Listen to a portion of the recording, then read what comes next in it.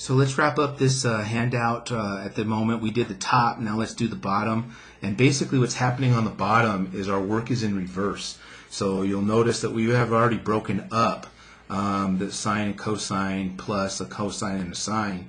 And we have a first angle and a second angle. So looking at our identities, the one where we have a sine of the first, cosine of the second, and then cosine of the first and sine and a plus sign, right? That identity is basically our sine of a sum, right? So we're basically looking at the sine of 5 pi over 12 plus pi over 3, all right? And so that's basically what this guy would turn into. And so adding, we're going to combine like terms by finding a common denominator. So this is the sine of 5 pi over 12, and I think we need a 4, so this is 4 pi over 12, which gives us 9 pi over 12, which is the sine of 3 pi over 4. And that's doable, right? This is basically a 45-degree reference in quad 2. And in that quadrant, we know that the sine is the square root of 2 over 2. So all of that basically evaluates out to the square root of 2 over 2. All right, so we're good to go there. All right, the next one, looking at this one, we're dealing with a tangent. The first angle and the second angle, it's a negative angle. So perhaps I mean, we can do all kinds of stuff there. We can, how about I first invoke the tangent of a negative is basically an odd. So if I bring that negative out, that's going to change that to a plus sign. And here that product, that'll change that to a minus. So maybe one of the first things I'll do is to convert this into that stuff.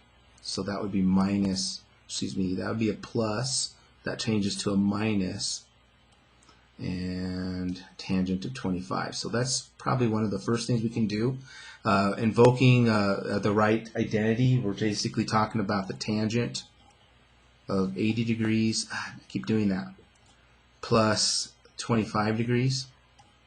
And this becomes a tangent of 105 degrees.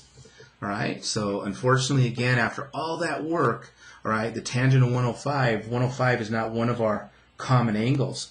And so basically what we have here, right, from previous work, we know that 105, that breaks up into 45 and plus 60. So it almost is like we're working in reverse. We'll basically break that down. So we got the tangent of 45 plus the tangent of 60 all over 1 minus the tangent of 45 and the tangent of 60. Whew. All right, so lots of identities here. So we started with the odd identity for tangent, and then we broke this down into the reverse of our sum of a tangent of a sum, and then that angle still wasn't good enough, so I had to break it up in another sum of some angles that are doable. We know that the tangent of 45 is 1.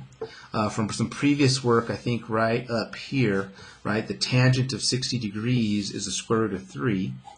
And so we got 1 minus the square root of 3 down there. Okay, so we've got that. And then, of course, we need to rationalize my denominator. And so the bottom, we get 1 minus 3. And upstairs, oops, rationalize the denominator, right? Right, so we need to conjugate. So downstairs we have the difference of squares. Upstairs we have to FOIL that out. So I got 1 plus the square root of 3 plus the square root of 3 plus 3. So that gives us 4 plus 2 square roots of 3 all in order to negative 2. So this is negative 2 minus the square root of 3. So all that is negative 2 minus the square root of 3. And whew, we're all done with that guy. All right. So as a matter of fact, I think 7 pi over 12 is 105 degrees. All right. But because notice that the values match, or at least they're coterminal to each other. That's what we kind of have there. So that one was on steroids. So we invoked the odd identity. That helped us invoke the sum, tangent of a sum. Unfortunately, that angle wasn't good enough, so we had to break that up into more better angles.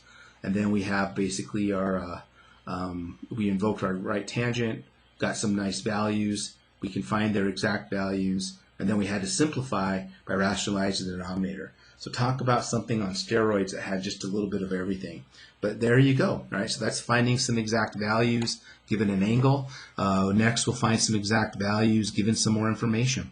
But we'll do that in another video coming soon.